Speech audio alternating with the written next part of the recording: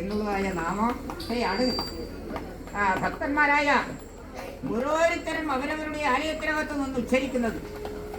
രാമ എന്ന രണ്ടക്ഷരം ഉച്ചരിക്കാൻ സാധിക്കാത്ത രത്നാകരൻ എന്ന് പറയുന്ന യാത്സാധവന് രാമ എന്ന് പറയാൻ നാവിനകത്ത് ശക്തി ഉണ്ടായിരുന്നില്ല. രാമ എന്ന് പറയാൻ ഇപ്പൊക്ക് സാധകം ഉണ്ടായിരുന്നില്ല. അങ്ങനെയുള്ള ആ രത്നാകരനാണ് ഞാൻ അനവധി കഥ പറഞ്ഞ് സമയം കളയുന്നില്ല. അങ്ങനെയുള്ള രത്നാകരൻ എന്ന് പറഞ്ഞ രാജസാധവനാണ് ഇന്ന് നിങ്ങൾ അറിയപ്പെടുന്ന വാൽമീകി മഹർഷി. അല്ലേ? കർക്കിടമാസത്തിൽ വായിക്കുന്ന രാമായണമുണ്ട്.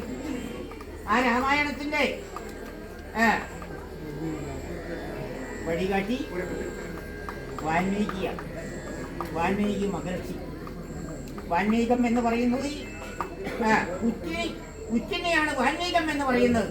ആ വാൽമീകത്തിൽ നിന്ന് ഉത്ഭവിച്ചത് കൊണ്ടാണ് മഹർഷിയായത്. ആ വാൽമീകി മഹർഷിയാണ് രാമായണം എഴുതിയത്. ഇവിടെ രാമനാമത്തിന്റെ മാഹാത്മ്യം അത്ര വലുതാണ്. രാമ എന്ന രണ്ടക്ഷരം ഉച്ചരിക്കാൻ സാധിക്കാത്ത രത്നാകരൻ എന്ന് പറയുന്ന രാജസാധവൻ. അപ്പോഴ് കേട്ടോ വൈരങ്ങളെ, സന്ധ്യയാകുന്ന സമയത്ത് മക്കളെ കൊണ്ട് രാമരാമൻ ചൊല്ലിക്കണം. രാമ എന്ന രണ്ടക്ഷരം ഒരു വീട്ടിൽ നിന്ന് സന്ധ്യയ്ക്ക് ഉച്ചരിക്കാൻ സാധിച്ചാൽ അന്ന് ചെയ്ത പാപത്തിന് അതൊരു പരിഹാരമായിട്ട് വരും. നാരായണ എന്ന് വിളിച്ചാലോ, ഉഷസ്സിൽ നാരായണ എന്ന് വിളിക്കണം.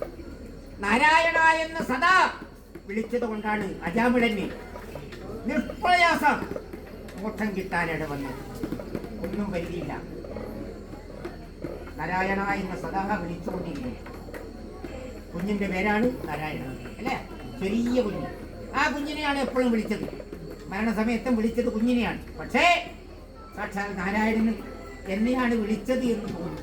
അതുകൊണ്ട് അജാമിളനി മോക്ഷം കിട്ടും. അധ്യാനത്തിൽ ഗോവിന്ദ എന്ന് പറയും, അല്ലേ? ഗോവിന്ദ എന്ന് വിളിച്ചാൽ എന്ത് കിട്ടും? ദേവാദികൾക്ക് വരുന്ന, അല്ലേ, അഗ്നിമഴ പെയ്യുന്നതിനെ തീർക്കാൻ വേണ്ടി, അല്ലേ, ദേവാദികൾ ഭഗവാനെ സ്തുതിക്കും. ഭഗവാൻ ഗോവർദ്ധന പർവ്വതത്തെ ഒരു ചെറിയ വിരൽ കൊണ്ട് ഉടയാക്കി പിടിക്കാൻ സാധിച്ചു. അതുകൊണ്ട് ഗോവർദ്ധന പർവ്വതം അതിന് സാമ്യമാണ്. നിങ്ങൾ കെട്ടിത്തീർത്തതായ ഈ പന്തന് ഗോവർദ്ധന പർവ്വതത്തിന് സാമ്യമാണ്. അന്ന് ദേവാദികൾ ഉച്ചരിച്ചതായ മൊഴിയാണ് ഗോവിന്ദ ഗോവിന്ദ. അപ്പോൾ ഓരോ നാമത്തിന് അതിൻ്റെതായ മഹത്വമുണ്ട്, അതിൻ്റെതായ മാഹാത്മ്യമുണ്ട്, അതിൻ്റെതായ ശക്തിയുണ്ട്.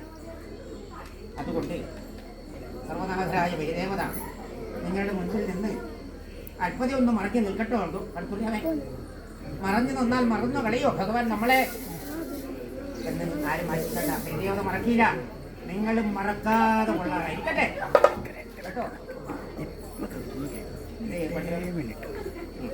പ്രസാദ് കിട്ടില്ല. ഉണ്ടാവും.